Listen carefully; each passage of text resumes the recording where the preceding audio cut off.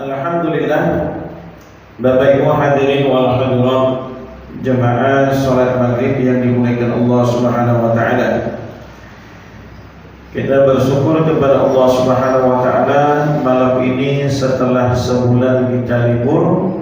Ya, ini kita memulai kembali pengajian kita kajian hadis Arba'in Al-Imam An-Nawawi rahimahullah taala. Kemudian salawat beriringkan salam mari sama-sama kita sampaikan kepada junjungan alam Nabi Mustafa Muhammad sallallahu alaihi wasallam. Kita masuk pada bab al-hadisul khamis, hadis yang kelima. Tarkul munkar wal bid'ah. Ya, jadi bab menolak kemungkaran dan bid'ah. An ummil mu'minin ummi Abdillah Aisyah radhiyallahu anha qalat qala Rasulullah sallallahu alaihi wasallam man ahdatsa fi amrina hadha ma laysa minhu fa huwa raddu rawahu al-Bukhari. Wa fi riwayat Muslim man 'amila 'amalan laisa 'alaihi amruna fa huwa raddun. Ya. Hadis ini adalah hadis yang diriwayatkan oleh Imam Bukhari dan Imam Muslim. Bapak Ibu hadirin yang dimuliakan Allah Subhanahu wa taala. An ummil mu'minin, daripada ummul mu'minin. Ummul mu'minin ini adalah istri-istri daripada Nabi Muhammad sallallahu alaihi wasallam. Ya, ibu daripada seluruh orang-orang yang beriman kepada Allah Subhanahu wa taala. Makanya Bapak Ibu hadirin mulai Allah Subhanahu wa taala, tidak ada satupun istri-istri Nabi ini setelah Nabi wafat menikah. Ya. Dan ini adalah para ulama mengatakan hukumnya haram bagi yang menikahi ibu istri daripada Nabi Muhammad, karena mereka ini disebutkan juga ibu daripada seluruh orang beriman. Sebagaimana kita ini kan haram menikahi ibu kandung kan begitu kan? Haram hukumnya kita menikahi ibu kandung. Kalau mertua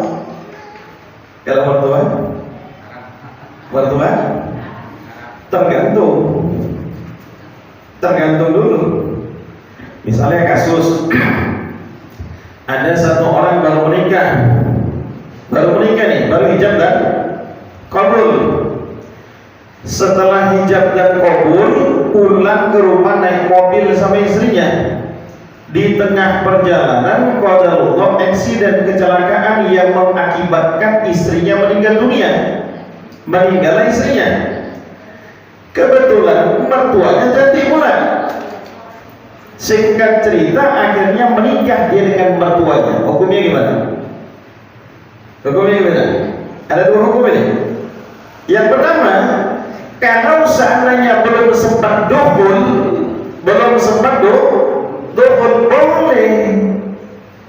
Tapi kalau seandainya sudah sempat dukhul ini bahasa fikih ya Pak ya, kan nggak terlalu vulgar kali saya mengatakan. Kalau seandainya sudah sempat dukhul dengan istrinya, maka haram hukumnya. Makanya tidak ada yang namanya mantan mertua. Ya. Seandainya misalnya ada satu orang suami cerai dia sama istrinya, nggak ada namanya mantan mertua. Mantan istrinya ada, mantan mertua nggak ada sama sekali. Kita ini sama istri, kalau berwudu, batal nggak wudu kita kalau bersentuhan? Batal nggak? Batal. Dalam mazhab Imam Syafi'i rahimahullah taala batal. Tapi kalau pendapat yang lain, ya, bahkan di luar daripada mazhabul arba, ada satu pendapat yang mengatakan tidak batal. Kenapa? Karena mereka mengatakan aulamastukun nisa itu maksudnya jima yang membatalkan wudu.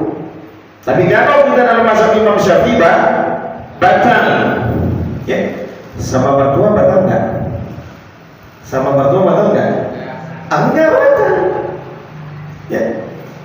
Maka sebagaimana hukumnya haram kita menikah dengan ibu kandung kita, maka menikahi istri-istri daripada Nabi Muhammad sallallahu alaihi wasallam. Ya. An Ummul Mukminin Ummi Abdillah. Ini apa ya? Orang-orang dulu lebih terkenal itu bukan dengan namanya, ya, tapi kunyah. Ya. Jadi yang dimaksudkan dengan Ummi Abdillah ini siapa? Sayyidah Aisyah ini, Bapak Ibu hadirin muliakan Allah Subhanahu wa taala, istri Nabi yang enggak punya anak. Ya. Nah, Abdillah ini adalah keponakan beliau, maka dinisbatkan kepada Abdillah Ummi Abdillah, ibunya Abdillah. Orang-orang dulu itu lebih dikenal dengan kunyahnya daripada nama aslinya. Abu Hurairah itu kunyah, yang artinya bapak kucing jantan, karena dia sedang memelihara kucing jantan. Namanya bukan Abu Hurairah sebenarnya.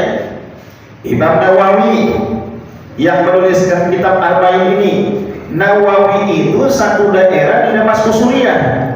Nama aslinya bukan Nawawi, tapi nama aslinya Abu Zakaria Muhyiddin bin Syaraf.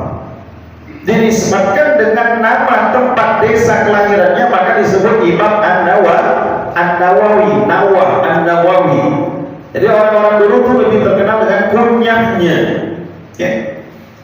Sebenarnya sama dengan kita sekarang ibadah. Sebenarnya Bapak Ibu hadirin muliakan Allah Subhanahu wa taala, ya. Coba kita perhatikan, kalau orang Batak ada di sini orang Batak. Orang Batak itu kan paling pantang kalau panggil suami, panggil nama, betul enggak? Paling pantang kan? Dibilanglah siapa anak pertamanya? Pak Ucok. Namanya bukan Ucok, tapi nama anaknya si Ucok. Pak Ucok. Bukan nama istrinya itu, tapi nama adik kunyah namanya. Ya. Jadi Ummi Abdillah Aisyah radhiyallahu anha, ya, istri Nabi Muhammad sallallahu alaihi wasallam yang bernama Ibunda Aisyah. Di dalam satu kitab, ya, Tuhfatul Kiram, disebutkan Bapak Ibu hadirin muliakan Allah Subhanahu wa taala,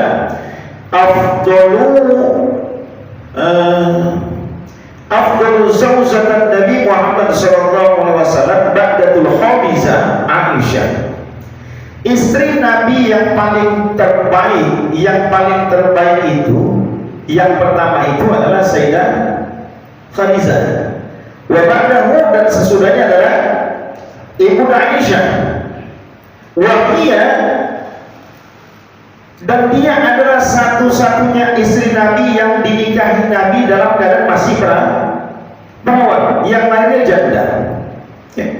Dan kemudian Bapak Ibu hadirin muliakan Allah Subhanahu wa taala, Sayyidah Aisyah ini adalah anak daripada Sayyidina Abu Bakar As-Siddiq radhiyallahu anhu, faqihan, seorang wanita yang faqih. Ya. Seorang wanita yang faqih.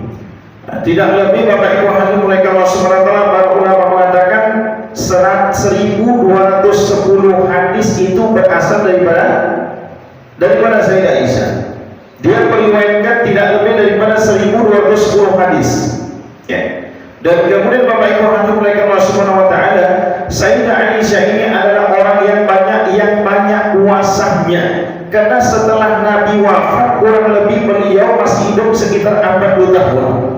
Sehingga banyak waktu digunakan untuk beribadah, untuk berpuasa. Dan orang yang rajin sedekah tetapi hidup dalam keadaan zuhud. Ya, rajin sedekah tapi hidup dalam keadaan zuhud. Ya. Nah, Bapak Ibu hadirin muliakan Allah semua, walaupun kita mengatakan ada fitnah-fitnah daripada sebagian umat Islam yang ditujukan kepada Sayyidah Aisyah. Ya. Nah, dia nanti ketika tanggal 10 Muharram, ya, tanggal 10 Muharram itu adalah satu bentuk hukuman yang diberikan Allah kepada mereka karena mereka telah menuduh Ibunda Aisyah berzina. Ada satu kisah, ya, ketika dalam satu safar perjalanan Ibunda Aisyah tertinggal daripada rombongan Nabi Muhammad SAW. Maka setelah itu Ibu Aisyah dibimbing dengan seorang sahabat yang bernama Safwan bin Mu'attal. Ketika Abu Jahal melihat mereka ini berdua, maka disebarkan fitnah bahwasanya Ibu Aisyah telah berbuat maksiat dengan Safwan bin Mu'attal. Nah, Bapak-Ibu Allah Subhanahu wa taala, saya tanya, kalau orang yang berzina di dalam hukum Islam hadnya apa? Kalau yang masih lajang belum nikah dicambuk 80 kali, kemudian diasingkan di satu tempat, itu yang belum menikah. Kalau yang sudah menikah dirajam sampai mati. Kalau orang yang menuduh seseorang berzina kemudian tidak terbukti, tidak ada saksi yang adil, apa hadnya? Dicambuk juga. Makanya Bapak-Ibu Allah Subhanahu wa taala, kalau kita melihat setiap tanggal 10 Muharram, orang-orang Syiah Rafidah yang mana mereka telah memfitnah Ibu Aisyah berzina dengan Safwan bin Mu'attal. Sebenarnya kalimat kita mengatakan berzina itu pun tak pantas, ya. Tapi tuduhan mereka yang begitu luar biasa kepada Ibu Aisyah, sehingga setiap tanggal 10 Muharram Allah memberikan hukuman kepada mereka di dunia dengan jalan tangan mereka sendiri. Itu Bapak bayangkan, Pak.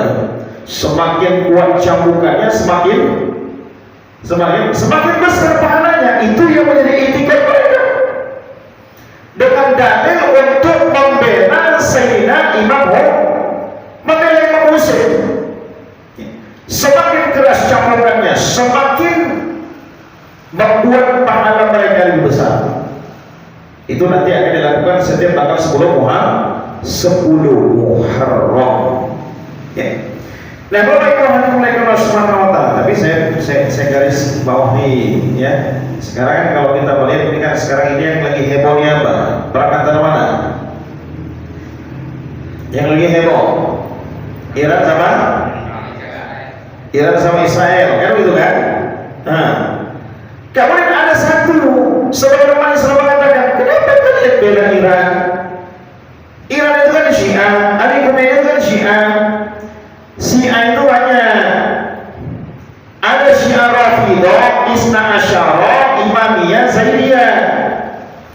Kalau Syiah Rafidah, mereka ini memang mencaci maki para sahabat Nabi. Kalau Syiah Zaidiyah tidak sampai kepada tahapan mencaci maki para sahabat. Hanya saja yang menjadi keyakinan mereka, Imam Ali itu lebih utama daripada 3 orang yang Amirul Mukminin itu. Itu yang menjadi keyakinan mereka. Ya. Dan kemudian setelah itu Bapak-Ibu mulai kalau sebenarnya, misalnya begini saya bilang, oke, kau menganggap itu Syiah, Ali Khamenei. Jadi kau pikir Amerika Israel itu Sunni gitu ya? Iya. Di mana letak al-wala wal bara? Ada definisi al-wala wal bara, loyalitas kamu kepada umat Islam. Ya. Indonesia tambah pula masuk pula ke Pak ya. Pekerjaan juga itu. Ya. Nah, Bapak-Ibu mulai Allah Subhanahu wa taala. Qala, maka berkatalah Ibu Aisyah, qala Rasulullah sallallahu alaihi wasallam, bersabda Nabi Muhammad sallallahu alaihi wasallam, man ahdasa fi amrina hadza ma laisa minhu fa huwa raddun. Ini dalam hadis dari Imam Bukhari. Dua perawi hadis ini disebut Syaikhain, Imam Bukhari dengan Imam Muslim. Ada satu hadis ada pada Sahih Bukhari tapi tidak ada di dalam Sahih Muslim. Ada satu hadis ada di dalam kitab Muslim tapi tidak ada di dalam Sahih Bukhari. Dan kelebihan daripada hadis ini ada di dalam kitab Bukhari dan ada juga di dalam kitab Muslim. Ya. Man ahdasa, barang siapa yang mendatangkan, mengada-ada, ya, fi amrina, dalam urusan agama kami. Yang berbicara ini siapa? Yang berbicara siapa? Nabi Muhammad. Ketika Nabi mengatakan man ahdasa fi amrina, dalam urusan kami, tentunya yang dibicarakan Nabi di sini adalah syariat agamanya Allah Subhanahu wa taala. Beda kalau Kepling yang bicara. Kalau Kepling yang bicara itu dalam urusan apa? Urusan uang, Pak. Itu lah. Tergantung Keplingnya juga itu. Ya. Jadi man ahdasa fi amrina hada, siapa yang mengada-ada, siapa yang mendatangkan hal yang baru fi amrina hada, di dalam syariat agama kami, malaysa minhu fahuwa raddun, yang tidak termasuk bagian darinya, maka tertolak. Fahuwa raddun, tidak ada dasar hukumnya, maksudnya tidak ada dalilnya. Sedangkan di dalam riwayat Imam Muslim, man amila amalan laisa alaihi amruna fahuwa raddun. Man amila amalan, siapa yang melakukan amalan laisa alaihi amruna, tanpa didasari dengan perintah kami, fahuwa raddun, maka amal tersebut tertolak. Atau yang semisal dengan hadis ini, ya. Sebagaimana ketika Nabi mengatakan di dalam hadisnya, inna asdaqal hadisi kitabullah, wa ahsanul hadis Muhammad, wa syarrul umuri muhdatsatuha, wa kullu muhdatsatin bid'ah, wa kullu bid'atin dhalalah, wa kullu dhalalatin finnar. Ya. Nah, Bapak Ibu hadirin oleh Allah Subhanahu wa taala, hadis ini sering digunakan oleh satu kelompok yang mana mereka mengatakan bahwasanya setiap amalan yang tidak dibuat Nabi maka dihukumi bid'ah. Ini berbahaya. Coba kita bayangkan kalau seandainya kita memahami satu kaidah yang mereka sebutkan, pokoknya setiap yang tak dibuat Nabi bid'ah masuk neraka. Berapa banyak orang masuk neraka? Coba saya tanya dulu, kita ingat dulu dalam kehidupan kita, berapa banyak perkara yang kita buat yang tak pernah dibuat Nabi? Berapa banyak? Ya, berapa banyak? Saya tanya dulu, berapa banyak? Contoh saya bilang, Bapak Ibu hadirin mulai Allah Subhanahu wa taala, contoh kecil saya bilang, Nabi itu kalau makan sedikit, kalau kita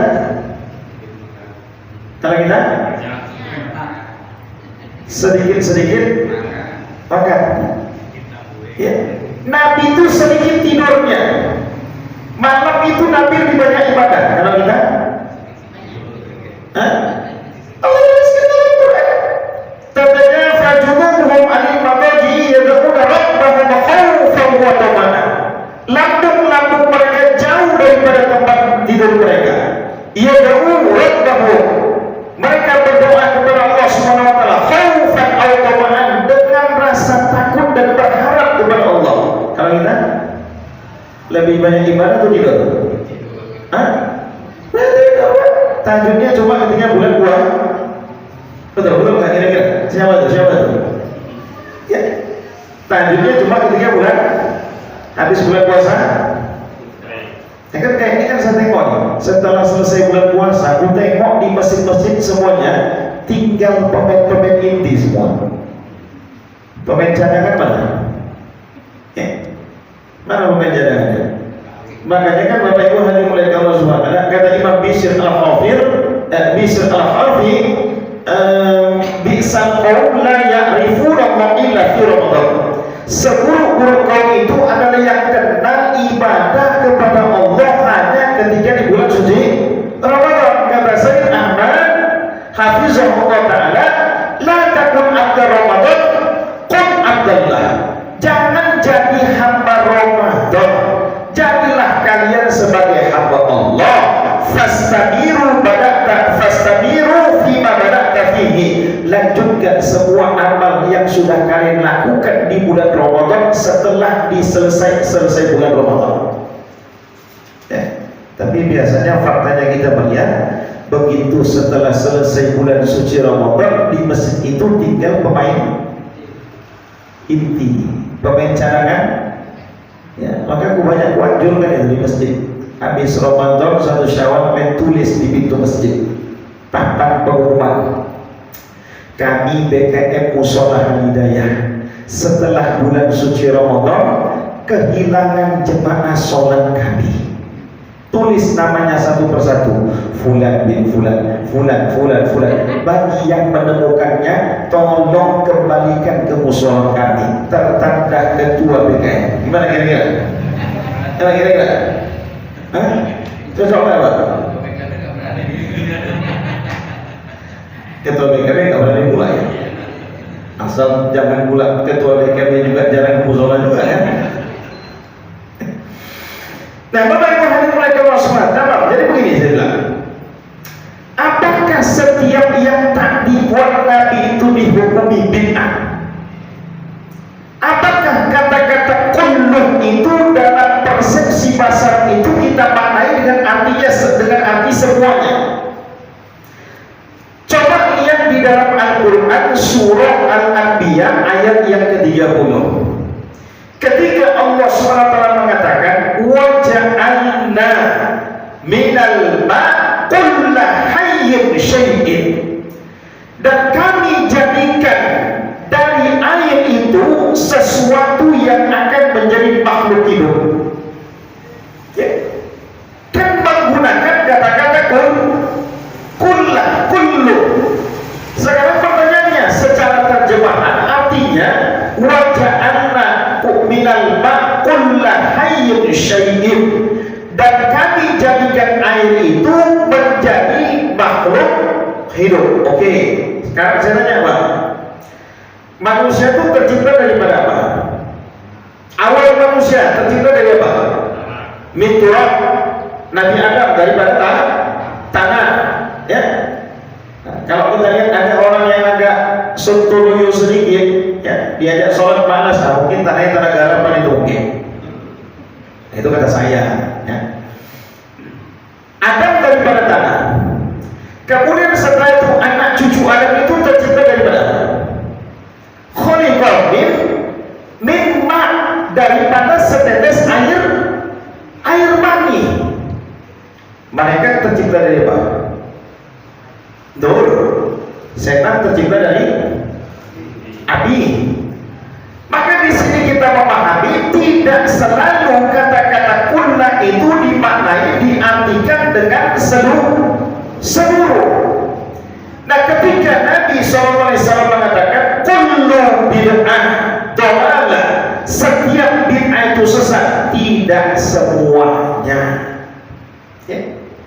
Ada yang dia bid'ah itu syai'ah, ada yang bid'ah hasanah, ada yang dia bid'ah yang buruk, ada yang baik, ada yang tercela.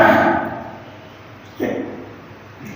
Nah, Bapak Ibu hadirin mulai ke Allah Subhanahu wa taala, biasanya orang-orang yang terlalu taklid dengan pendapat-pendapat ulamanya sehingga mereka mengatakan bahwasanya setiap apa saja yang tidak dibuat Nabi Muhammad SAW maka akan dihukumkan sesuatu yang bid'ah sesat, itu mengambil pendapatnya Imam Syafi'i rahimahullah ta'ala.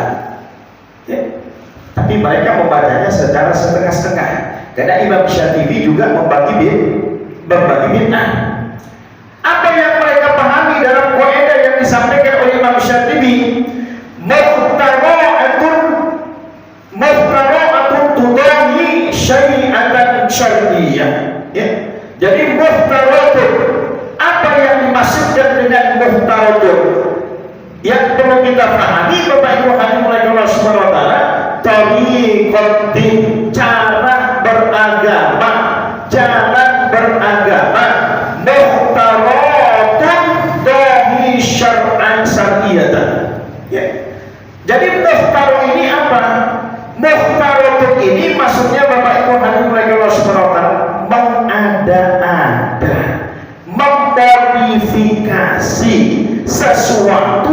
sudah ada hukumnya. Dengan tujuan apa? Dengan tujuan Bapak Ibu Allah Subhanahu wa taala tudahi syar'iyatan, untuk menandingi syariat agama. Misal saya katakan, sholat subuh itu berapa rakaat? 2. Itu kan pakemnya begitu kan, sudah ada ketentuan ya kan? Ya. Misalnya malam ini kita ini syukuran BKM pesan baterai semua. Kita bukan baterai, baterai juga ya. Baterai itu susu. Ayo kita minum baterai malam ini, ya, bonding dan segala macam. Kemudian BKM bilang, kebetulan berhubungan malam ini badan kita fit semua karena sudah minum baterai, sudah dalam keadaan sehat semua. Besok saya putuskan sholat subuhnya 6 rakaat.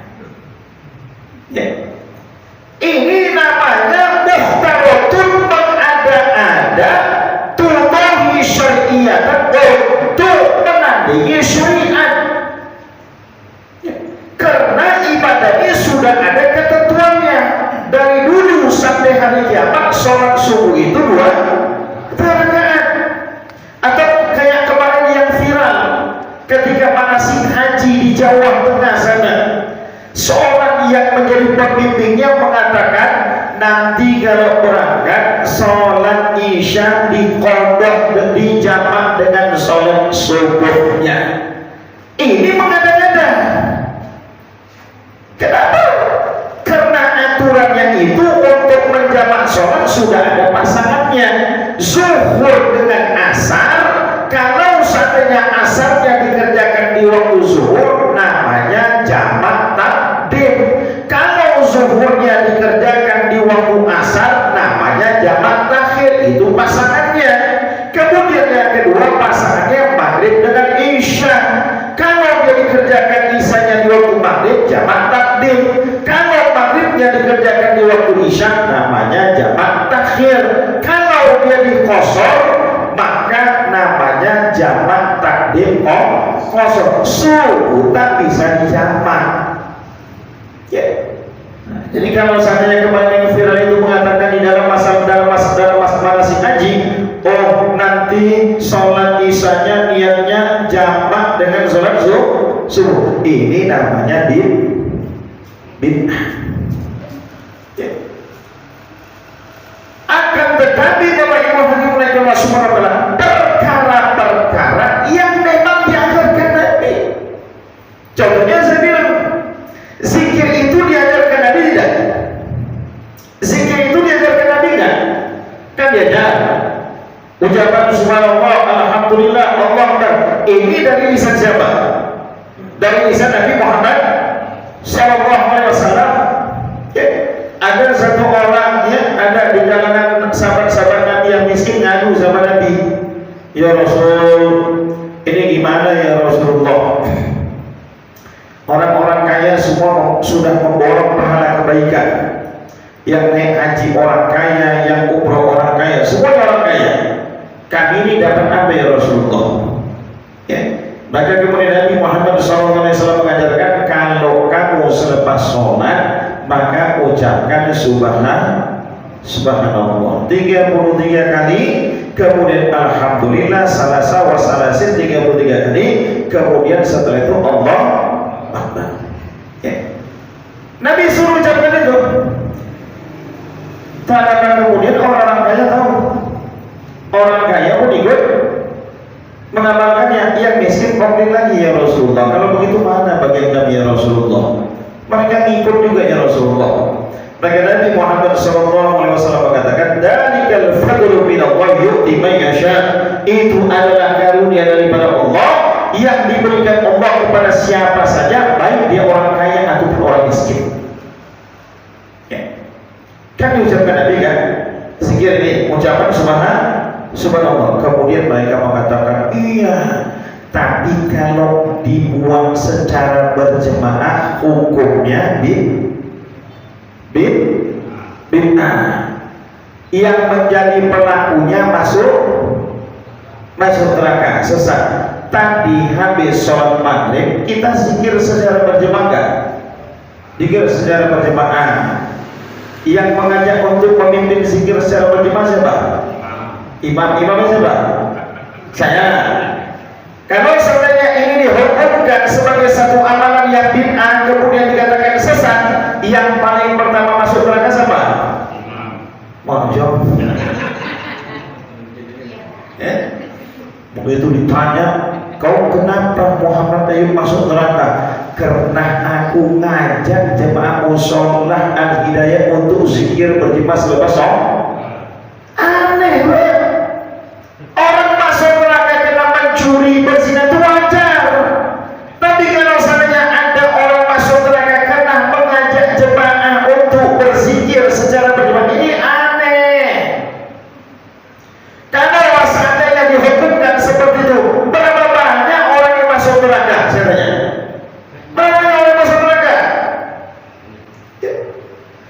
Nah, Bapak Ibu hadirin mulai Allah Subhanahu wa taala. Contoh lagi saya mengatakan, perkara-perkara yang tidak ada di zaman Nabi kemudian setelah itu ada setelah di zaman Nabi Muhammad SAW. Bapak Ibu hadirin mulai Allah Subhanahu wa taala. Yang pertama adalah jam'ul Quran, mengumpulkan Quran. Karena Quran di zaman Nabi itu ditulis di pelepah-pelepah kurma, di dada-dada para penghafal Quran.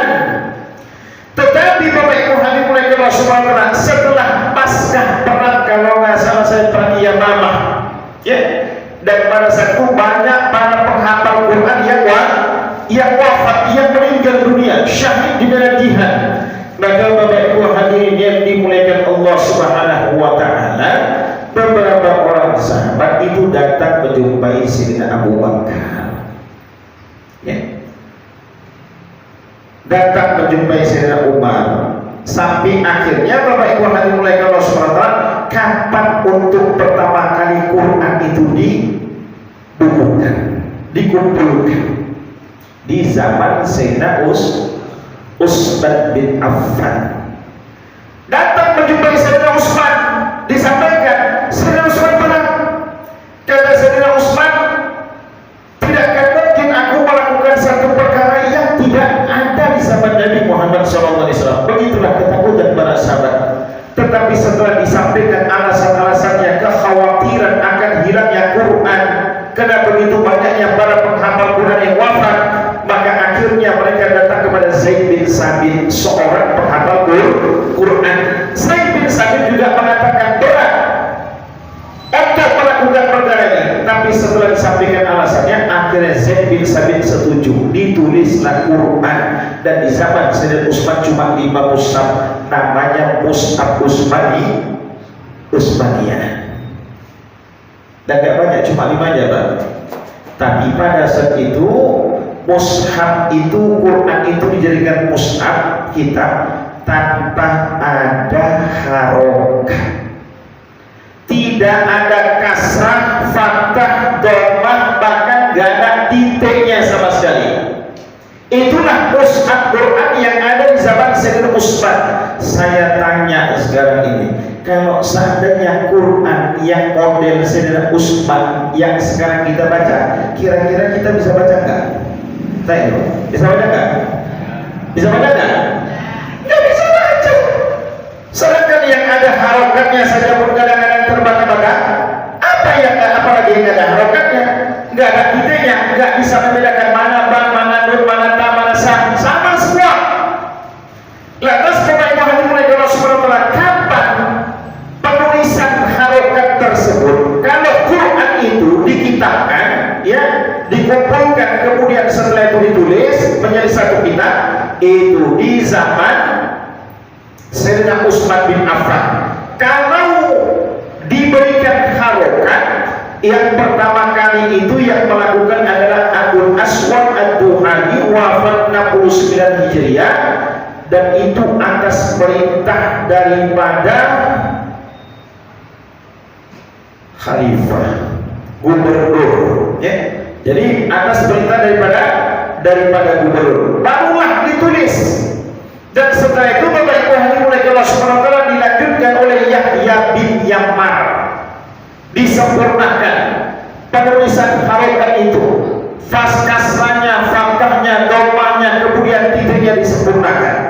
Nah sekarang saya tanya, apakah ini tidak bid'ah? Kalau definisi yang kita pakai tadi, iya bid'ah, tapi ini bid'ah yang wajib. Maka yatimul wajib illa bihi fahuwal wajib. Inilah yang disebutkan oleh Imam Izzuddin bin Abu Salam, seorang ulama yang diberikan gelar sultan ulama pada saat di zamannya. Imam Izzuddin itu membagi bid'ah, ada bid'ah yang wajib, ada bid'ah yang mustahab, ada bid'ah yang makruh, ada bid'ah yang haram. Mana bid'ah yang wajib? Semisal menulis harokat dalam membukukan Quran. Mana bid'ah yang mustahab? Mendirikan pondok pesantren, sarana pendidikan. Karena ini tak ada di zaman Nabi sama sekali. Maka di sini perlu kita bedakan Bapak Ibu hadirin mereka mana ibadah, mana tradisi, mana ibadah, mana adat istiadat. Karena ada satu kaidah yang mengatakan al-adatul muhkamah, adat istiadat itu bisa menjadi berubah, bisa menjadi hukum selama tidak bertentangan dengan syariat. Makanya kalau saya kita ditanya, ada orang misalnya begini, Bapak Ibu hadirin mulai kalau Subhanahu wa ta'ala itu hukumnya ini apa?